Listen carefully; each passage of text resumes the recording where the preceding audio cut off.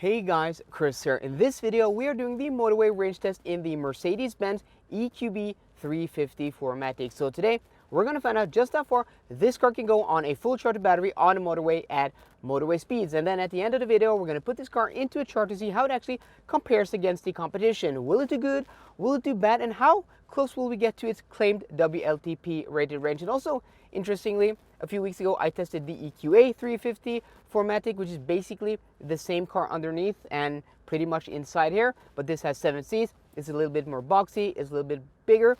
So I'm curious to see how much poorer this is going to fare in today's test. So guys, if you're new here, my name is Chris. I have this channel dedicated to testing EVs. I do range tests, charging tests. I drive EVs down to 0% stated charge to see just how far you can go on a full charged battery. I also buy EVs to give you guys, the ownership experience. So if you like EV content, please be sure to browse the channel after watching this video. And if you like that content, please be sure to subscribe to the channel and hit that notification bell. And also, if you do like EV content, please be sure to drop a like on this video. Thank you very much. As per usual, we're starting here at Skedsmocentre. We're going north to the Mjøstower and then back again 233 kilometers on a motorway with speed limits of 110 kilometers an hour. That's about 70 miles per hour. And also per usual, this video is sponsored by Eviny Bilkraft. They're one of the largest providers of lightning, rapid and fast charging here in Norway.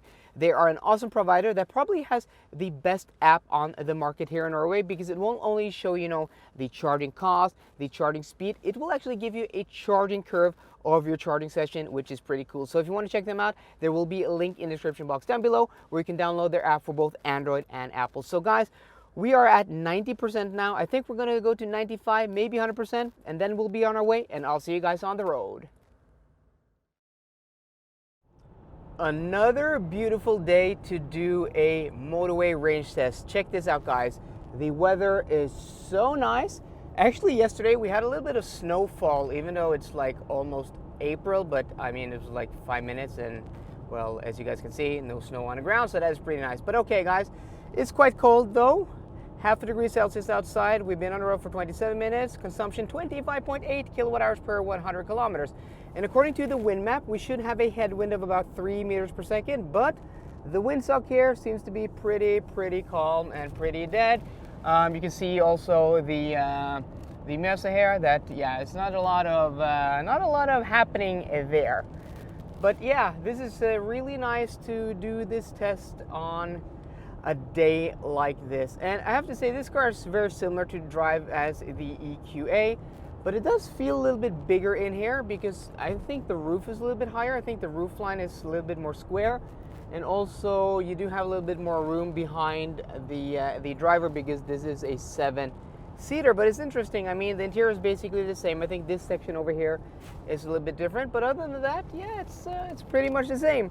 But okay, guys, we're going to continue on now. I'm going to catch up with you when we get to our turnaround point at, oh my God, I forgot what it's called, at Mjøstower. And then we'll see the consumption there. And yeah, I'll catch up with you guys then. Okay guys, we're now approaching exit 73, which is our turnaround point. On our left side here, if you're new here, we have the Mjøstower, the Mjøstårnet. If you're not new here, you guys have heard me talk about this thing a bunch of times. I've actually stayed at this place. This is a hotel, also a residential building, and it's the tallest wooden building in the world where people live. Actually, it's like 86 meters tall. It's pretty awesome, built out of wood and glass. So yeah, check my vlog out where I stayed the night at the Wood Hotel here. But okay guys, we're now going to exit here. Consumption is now at 25.8 kilowatt hours per 100 kilometers. Outside temperature is 2 degrees Celsius. And since our last update, I felt and heard more of that headwind. So sure, we have a headwind. And also, this is a brand new station here on the right side. How did I ever miss this?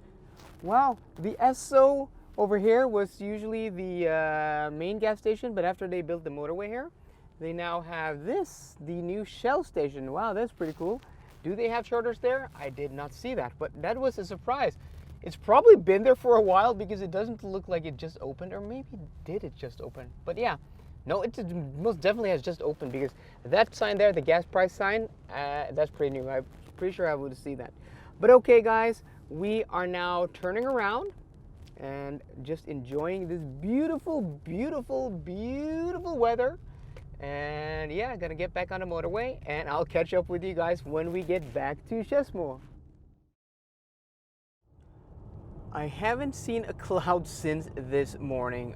Such a beautiful day to do this range test. I know I keep repeating that, guys, but yeah, it really, really is nice weather today. But okay, we have now exited the motorway, and then once we hit the roundabout up here in the road, we are going to stop the timer. And then what we're going to do is that we're going to drive to one of the chargers we were currently at previously, and we're going to connect to the charger and see if we get that peak charging speed if they are vacant. So we're going to stop the timer there, 2 hours and 4 minutes. Is that what we're going to round that up to? And the consumption now is 24.7 kilowatt hours per 100 kilometers. So it's actually dropped, meaning that, yeah, we did actually have a headwind on our way up and a tailwind on our way down, like the wind map suggested. So we're gonna go back here now, and then we're gonna drive over here. This is always a bit tricky, this turn here. I'm not a huge fan of this turn, especially wider cars. You can easily curb the wheels, and you have, you know, trucks like this. You have people walking here on the side. I mean, this is not actually exactly the best place to implement. And then we have this guy blocking the chargers on his phone. So yeah, okay, waving me to come forward, and then he's gonna drive, hopefully. So yeah, we have all the chargers vacant. So what we're gonna do, we're gonna drive to the furthest one here. We're gonna connect, and then we're gonna see if we get that peak 100 kilowatts of charging speed after a few hours on the road. Okay, so we connected at 12% state of charge. That is what we arrived here with. We left with 100%, so that means we spent 88% charge on this trip. And you can see that the speed is now creeping up quite quickly. It picks up speed quite slowly in the beginning, but looks like we're gonna hit that 100 kilowatt. Oh, how do we do this again? We open the door. I don't really forget how this, yeah, and then the screen pops up again. Lights up again. So we are there at 100 kilowatts pretty rapidly, 101. I've seen in an EQA last year in a 250, we actually got 110 kilowatts, even though Mercedes quote this of having a peak speed of 100 kilowatts. I've seen 110, but we're seeing 101 now. That is pretty nice. So yeah, not too bad actually.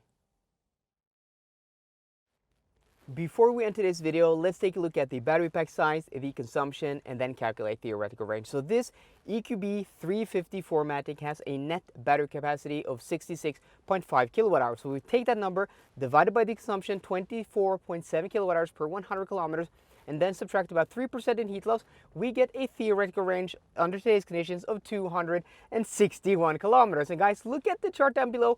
That is exactly what we got out of the EQA 350 4MATIC, which is pretty interesting. Actually, it was a little bit colder today, but also a little bit warmer. So today between 0 degrees and 5 degrees Celsius. When we did the test with the EQA, it was between 2 and 3 degrees Celsius. I think that is as comparable as you can get it. Dry conditions, and yeah, very, very similar.